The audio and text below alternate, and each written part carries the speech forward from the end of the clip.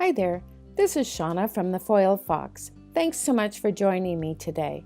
Today I'm doing a project that actually is going to create two different cards. I'm showing it to you in two different color schemes as well, as you can see here.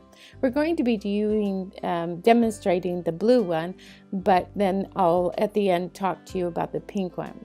So we're using the Brilliant Blooms. You saw it there really quickly. It has three wonderful blooms and the matching die set.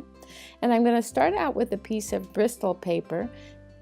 Treat it with anti-static powder, and then I've got each of the three flowers onto a block, and I'm going to stamp it with Versamark ink, and then I'm going to put just three of them on here right now because I don't want them to overlap, and I can't see any more than just the three to make sure I didn't run into one another.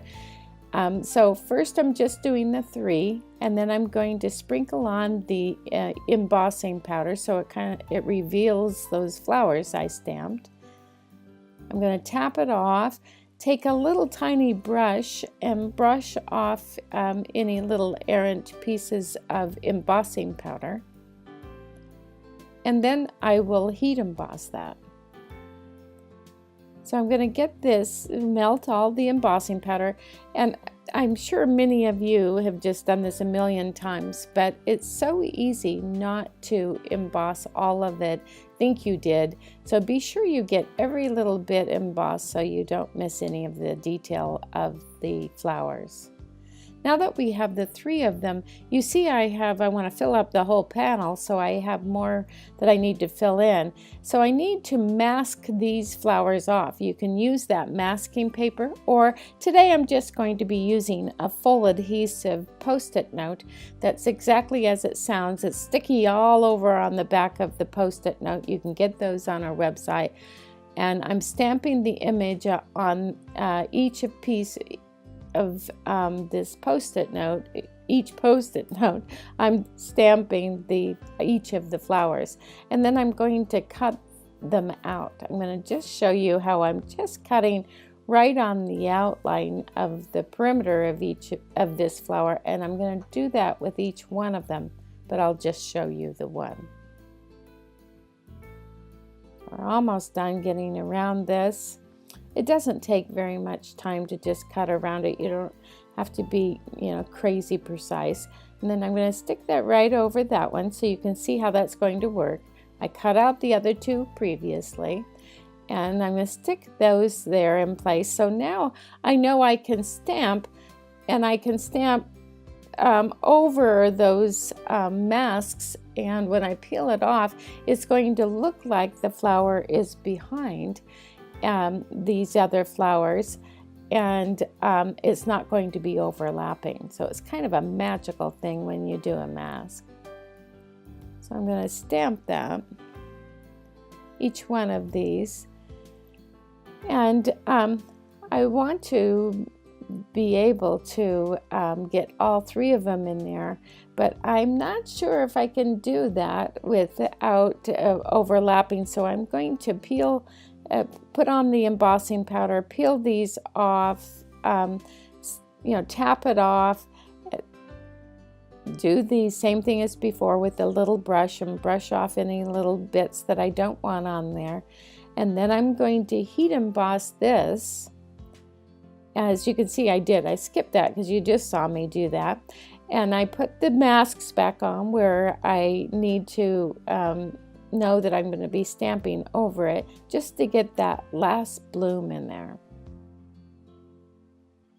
So the same thing, just flicking off that little extra after I put the embossing powder on. And then I'm going to heat emboss this one. Now the only thing after I get this one all heat embossed is that you can see that there's little spaces, and I want to fill those up with what I call deliberate splattering. So one of my favorite stamp sets from Concord and Ninth is called Brushed Blossoms, and it has these little cluster of dots that do look like splatter dots. And I just am stamping those in those little corners with the Versamark. And you can see I want to get into that little area right there. And so I'm putting those masks back on and just stamping that one. Gonna do the same thing again. Put some embossing powder on. Flick it off. Use my little brush to get off any things that I don't want to show. And I have a couple of little areas that I still want to do, but I wanted to put that on, so the embossing powder on, so I knew where I had been. I heat emboss that, and then I'm going to just add in just a little bit of those extra little pieces that I had missed before.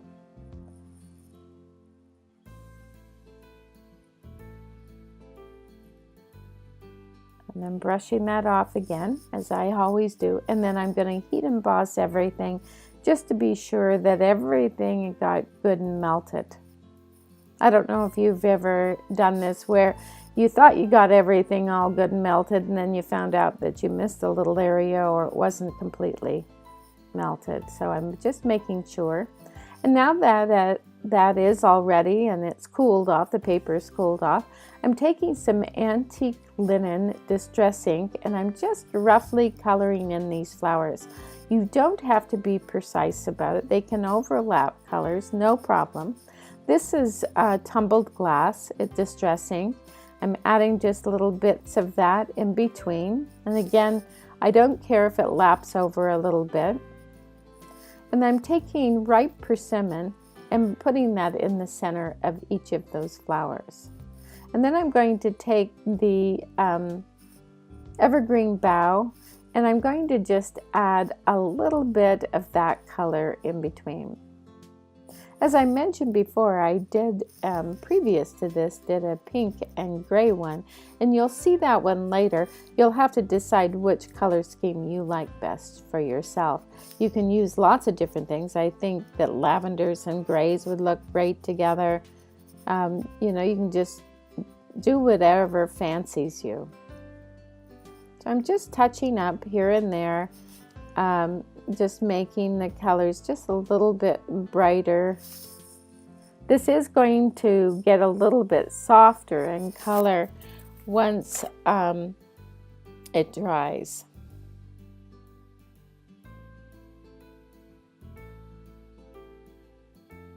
So now that I'm going to let that set aside and dry, I'm going to actually stamp some flowers, because some separate flowers.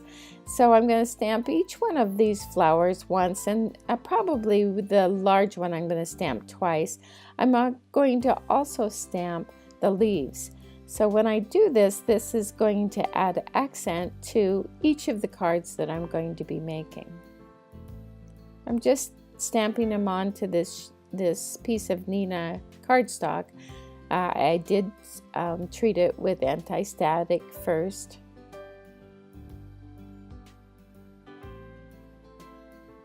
Now that those are on there, I'm going to sprinkle on the same embossing powder that I've been using, the gold, Ranger Gold. You can see there it reveals everything, and I'm tapping that off.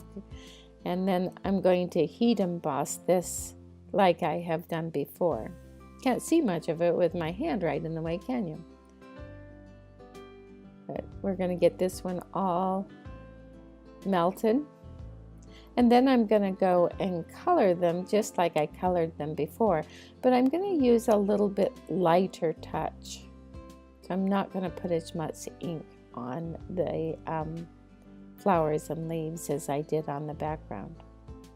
So the same colors, the antique linen, and then the ripe persimmon in the center, the tumbled glass for the leaves, and then I'm going to shade them with the evergreen bough. Now you can go, as you can see, I don't care if I'm inside the lines, because it's going to be cut with those the matching die cut set. I'm going to cut each one of these out.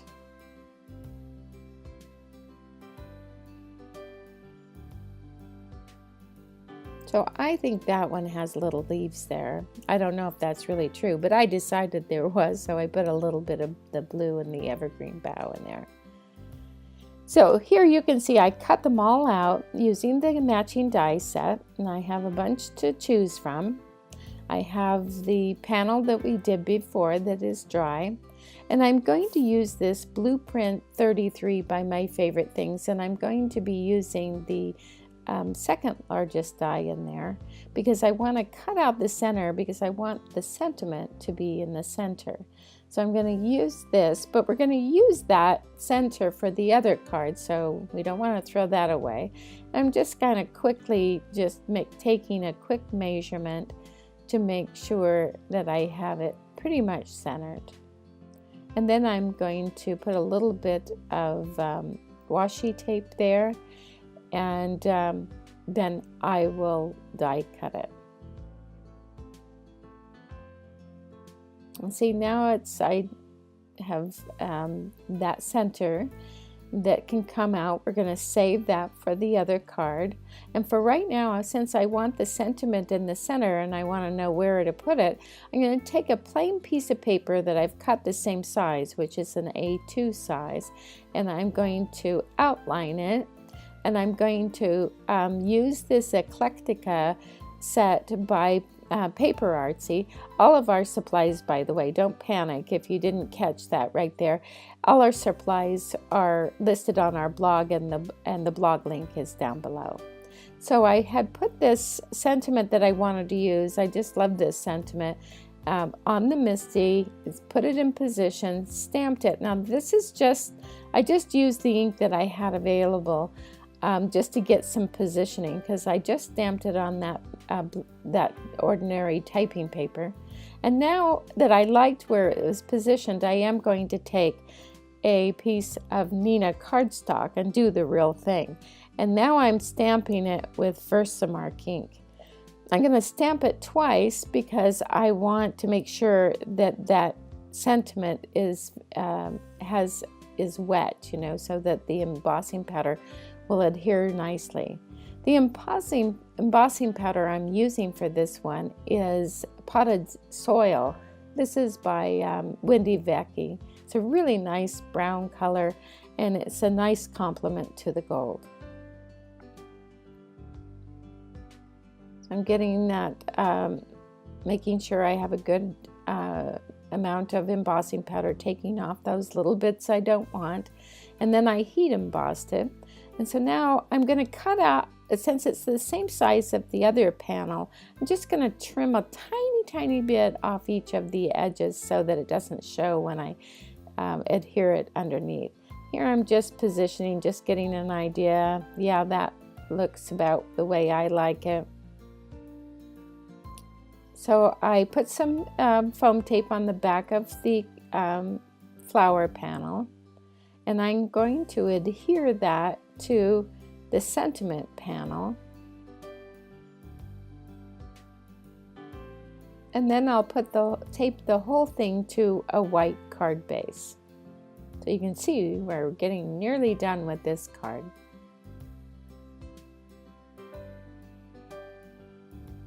And then I had put some foam tape on the back of this flower too, but first I'm going to just accent the center of these flowers. I'm using some Copic markers, some yellows, oranges, and browns.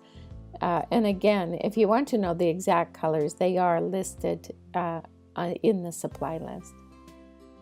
I'm just touching that up with a little bit of ripe persimmon, putting that in position. Then I'm going to put these leaves there.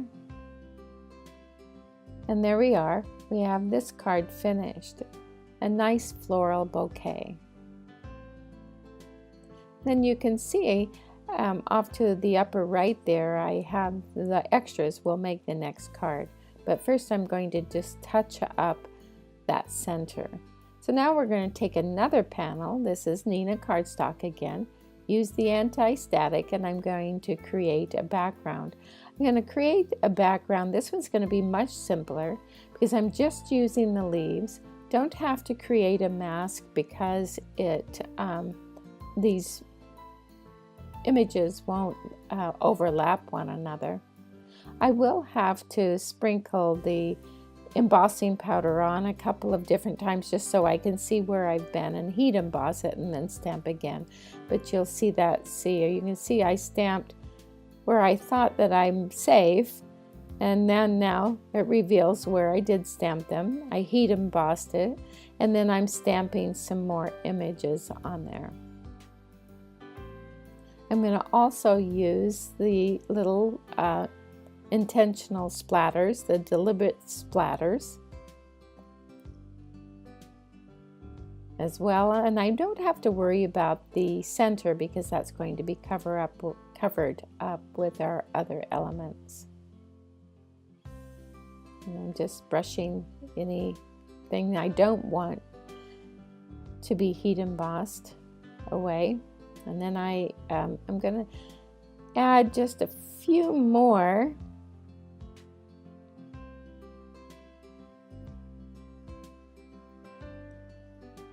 sprinkle that with the embossing powder. This is the gold again, like it was before on the other panel. I heat embossed it. I didn't want to bore you with that, so I did that off camera. And then now I'm adding the tumbled glass and the evergreen bough. I'm using a very light touch here. It looks like it's going on pretty heavy, but it really isn't. It will dry and will be lighter. So you can see I'm taking that center that was we cut out of the other panel, and I'm going to use that. But first, let's adhere the panel that we just made onto a white card base. Then we'll take this, the cutout, that was where we cut out to put the sentiment. Put that in place, and then I had added some foam tape to the back of each of these flowers, and I'm going to accent the center of each of these flowers as I did before with the yellow, oranges, and some brown Copic markers. You can use whatever ones you like.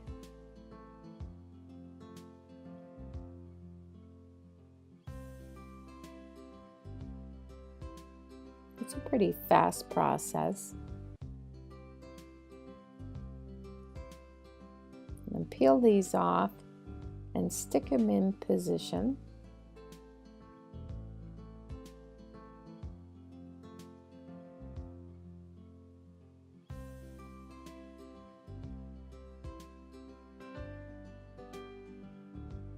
So we're going to glue that down. I'm going to use some Lawn Fawn glue here. And boy, that stuff gives you a chance to let it, move it around because it's liquid, and so it has a few minutes you have, but boy, it sticks after it dries. So I've took that sentiment, Happy Birthday. This comes from Altenews Birthday Builder stamp set. And I never can have enough birthday cards, so I always make sure I have some of those. I stamped it, and I used the potting soil again. I heat embossed it and then cut it into a strip, added some foam tape, and there we are. So now we have two different cards using the same materials, and we don't have any leftovers. I think that's great. And then these are the ones I did before. I used pumice stone for the background, and then for the flowers, worn lipstick and abandoned coral. You can decide which one you like best. You can see which one I do because I put that one in front. I really do enjoy the pink and the gray, but the blue and the yellow is nice too. I want to thank you so much for joining me today. If you enjoyed it, give us a thumbs up, and please subscribe if you haven't already, and pop over to our blog for lots of inspiration and a complete supply list. Thanks again. See you next time.